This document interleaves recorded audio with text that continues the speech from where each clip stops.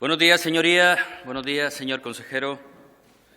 La excusa para esta intervención ha sido el cero energético y es una buena excusa porque obviamente creo que nos preocupa a todos, pero la importancia de la comparecencia creo que ha estado en su intervención y en la del portavoz de Sí Podemos Canarias, el ser capaces de mirar hacia adelante para que estas cuestiones no ocurran. Fue apenas hace unos 5 meses cuando tuvimos en este Parlamento a los responsables en Canarias de Endesa y de Red Eléctrica. Yo en mis 5 años probablemente podría catalogar aquella comparecencia como una de las más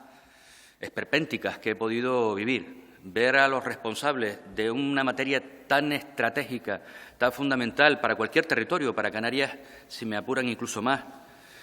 como en el ámbito energético, como son Endesa y Red Eléctrica, culpándose unos a otros,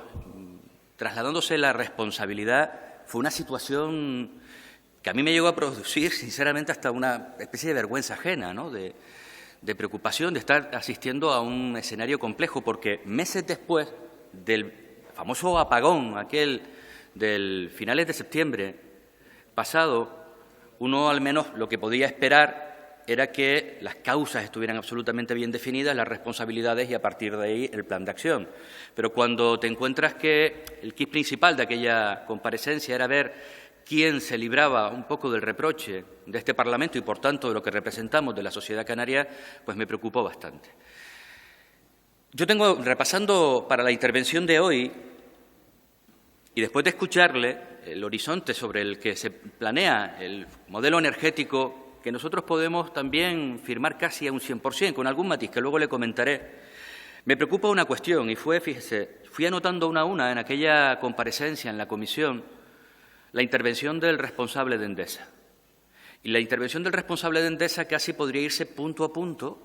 desde el punto de vista del futuro que la compañía Endesa tiene en el ámbito energético pensado para Canarias, con lo que usted ha planteado en el día de hoy. Lo digo por lo siguiente, respuesta de Endesa aquel día, anotada.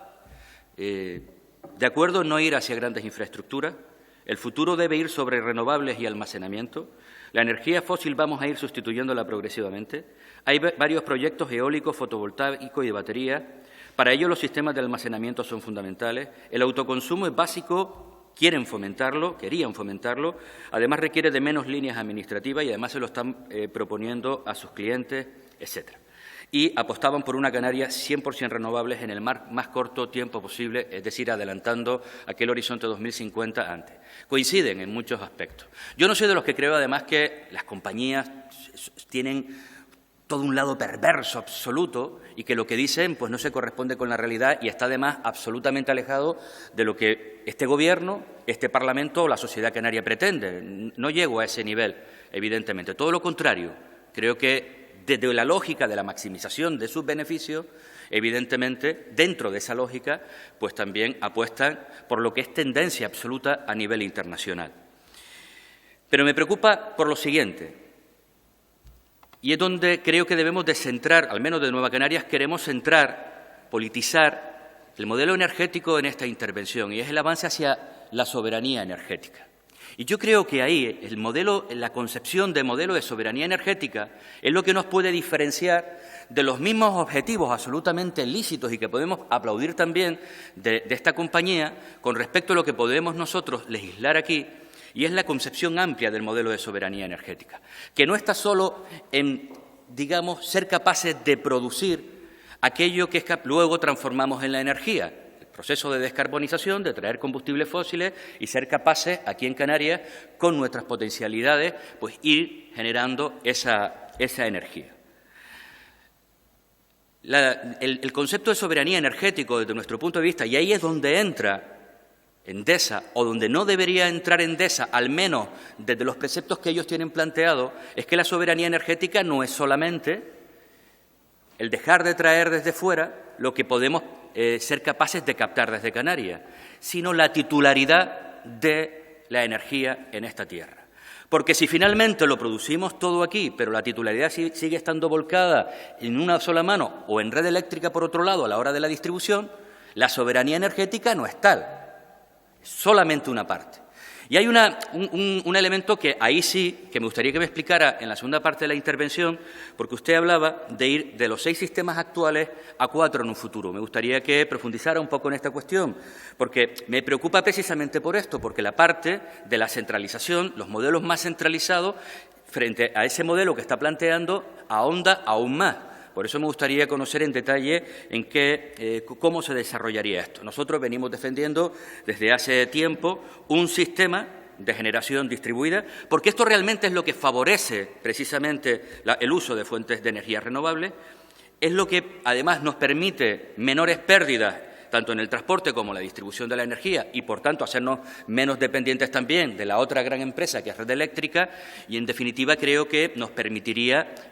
dimensionar en un modelo, además, más lógico que se está llevando a cabo también en partes del territorio continental, pues con mucha más lógica en los territorios insulares. Y otra parte de la soberanía energética que es esencial. Cuando somos propietarios, todos, de una forma u otra, cuando las administraciones públicas pueden ser propietarias también de ese desarrollo de las energías renovables en su futuro, sin menoscabar la posibilidad también de que el ámbito privado pueda tenerlo. Nosotros no estamos hablando de eso. Lo que decimos es que hay una legislación que el desarrollo de las renovables lo que ha primado es que sean los privados los que finalmente sean los titulares de esa generación de energía. Pero decía que cuando todos somos los propietarios, en cierta medida,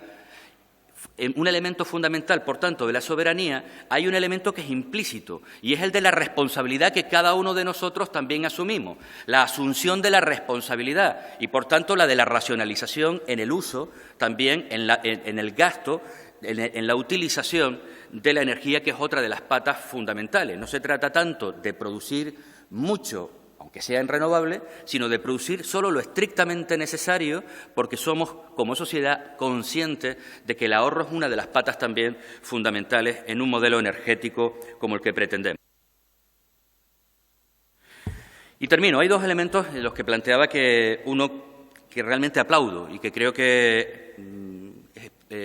nos va a diferenciar y va a marcar un antes y un después también en los planes energéticos con respecto al resto del territorio español. Y es esa pata social de la que usted hablaba. Es decir, no podemos tener solo la concepción, las leyes, las planificaciones, no pueden estar orientadas solo a planificar sobre aquello que es el objeto en sí, sino tener una visión transversal, una visión amplia y utilizar esos mecanismos, en este caso la planificación energética, para avanzar en justicia social, para avanzar precisamente en intentar evitar esa pobreza energética. Y luego, que si puede plantearnos qué papel juega la geotermia en ese futuro plan.